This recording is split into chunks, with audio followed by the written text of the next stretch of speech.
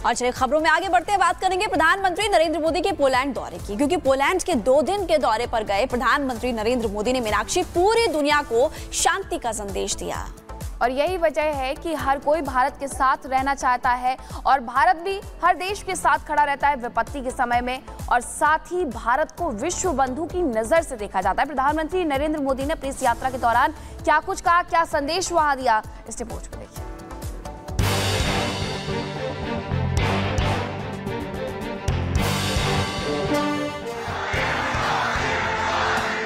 Poland दौरे पर गए पीएम मोदी ने वहां रह रहे भारतीयों को संबोधित करते हुए दुनिया को सीधा संदेश दिया है।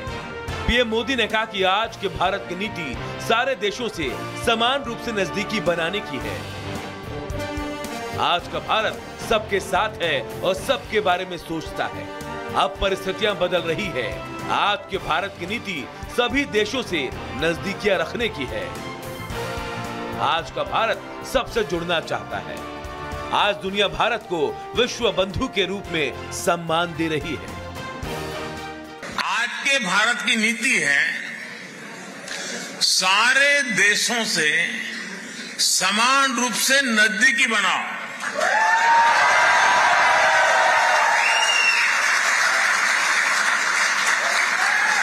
आज का भारत सबसे जुड़ना चाहता है। आज का भारत सबके साथ है, सबके हित की सोचता है। भारतीयों को संबोधित करते हुए पीएम ने कहा कि आज का भारत अपनी विरासत पर गर्व करता है। भारत विकास की ओर बढ़ रहा है। हर सेक्टर में भारतीय छाए हुए हैं। किसी भी देश पर संकट आए तो भारत मदद के लिए आगे रहता है। कोविड में भारत ने मानवता दिखाई। कोविड में 150 से ज्यादा देशों को हमने दवाइयां भेजी।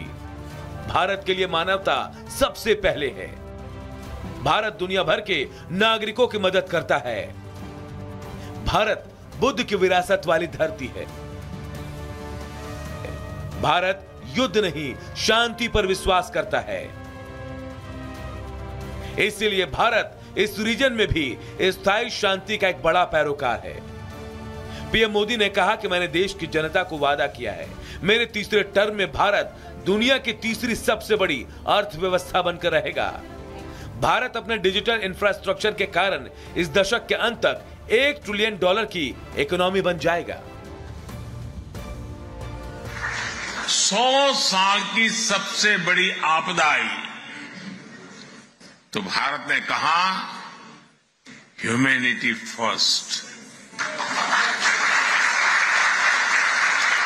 हमने दुनिया के 150 से ज्यादा देशों को दवाइयां और वैक्सीन भेजी।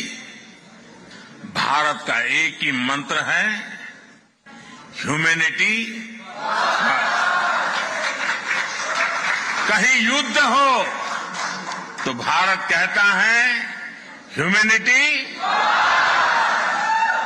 भारत बुद्ध की विरासत वाली धरती है।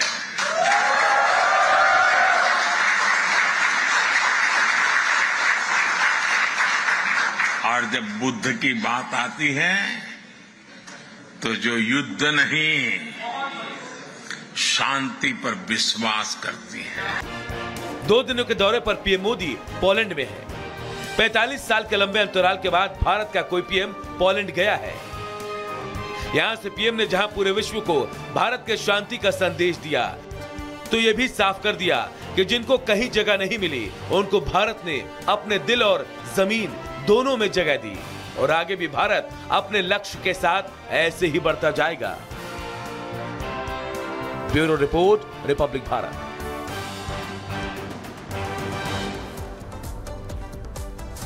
प्रधानमंत्री नरेंद्र मोदी जो कि 2 दिन की पोलैंड यात्रा पर है, उन्होंने क्या शांति संदेश दिया है वो आपको बताते हैं। प्रधानमंत्री नरेंद्र मोदी की ये यात्रा कल से शुरू हुई थी। यूक्रेन यात्रा से पहले पीएम मोदी का संदेश क्या रहा, इस दौरान उन्होंने भारतीय समुदाय से बात की और कहा कि भारत के लिए मानवता सबसे पहले है। कोविड का याद भी करवाया उन्होंने। भारत बुद्ध की विरासत वाली धरती है और पहले भी वो ये कह चुके हैं कि भारत युद्ध नहीं शांति की बात करता है।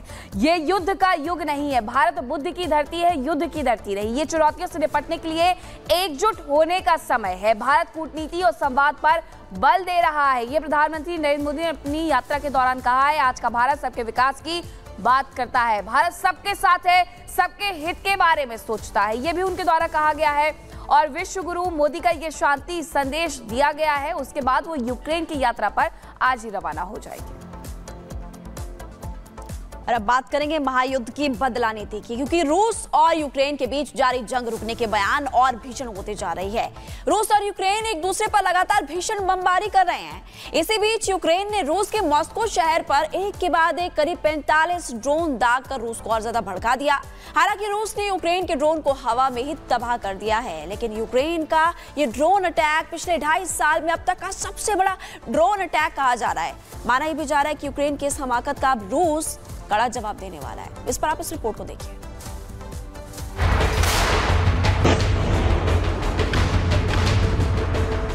रूस का गढ़ थर्राया हुआ है। ज़ेलेंस्की के शहर कांप रहे हैं। भीषण होती जंग में आसमान से मौत बरस रही है। दोनों ओर से फौज धमाकों पर धमाके कर रही है। कुर्स्क में कामयाबी से उत्साहित यूक्रेन ने रूस की राजधानी मॉस्को पर धावा बोल दिया है और ज़ेलेंस्की की सेना ने भयानक ड्रोन हमला कर दिया, जिससे पुतिन के देश में खलबली मच गई। क्योंकि 2.5 साल में यूक्रेन की ओर से किया गया ये मॉस्को पर अब तक का सबसे बड़ा ड्रोन अटैक है। मॉस्को पर यूक्रेन की ओर से ताबड़तोड़ 45 ड्रोन दागे गए। रूस में 4 घंटों तक यूक्रेनी ड्रोन से तबाही मचती रही। यूक्रेन के 11 ड्रोन को रूस ने मार गिराने का दावा किया है। यानी पुतिन के गढ़ को ध्वस्त करने के लिए ज़ेलेंस्की के प्लान को रूस ने आसमान में ही धराशायी कर दिया। रूस ने दावा किया कि यूक्रेन के हमले का मुंहतोड़ जवाब देते हुए रूसी हवाई सुरक्षा बलों ने कई ड्रोन अटैक को नाकाम कर दिया। रूस ने कहा कि युद्ध शुरू होने के बाद से ये मॉस्को पर हुआ अब तक का सबसे बड़ा ड्रोन अटैक है। एक के बाद एक ड्रोन हमलों से छोटी ही सही मगर तबाही तो मची है। लेकिन जिस वक्त यूक्रेन मॉस्को पर बारूद बरसा रहा था, तब पुतिन वहां नहीं थे।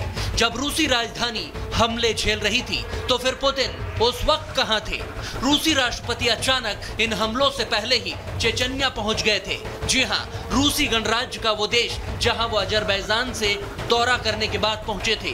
पुतिन ने चेचन प्रमुख रमजान कादिरोव से मुलाकात की और चेचन फोर्स का हौसला भी बढ़ाया, क्योंकि कुर्स्क में चेचन फोर्स की बटालियन भी रूसी सेना के साथ यूक्रेनी फौज से जंग लड़ रही है।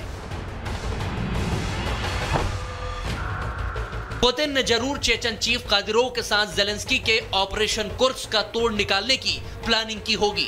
कोई बड़ा प्लान तैयार किया ही होगा, क्योंकि यूक्रेन ने दावा किया है कि कुर्स्क में उसने 1250 वर्ग किलोमीटर से ज्यादा क्षेत्र पर कब्जा कर लिया है। इसमें रूस की 92 बस्तियां शामिल हैं। इतना ही नहीं, यूक्रेन की सेना ने रात में रोस्तोव इलाके में भी S-300 anti aircraft missile system पर हमला कर दिया। ये ताबड़तोड़ हमले क्या पुतिन को किसी बड़े धमाके के लिए मजबूर कर रहे हैं? Bureau report, Republic Bharat.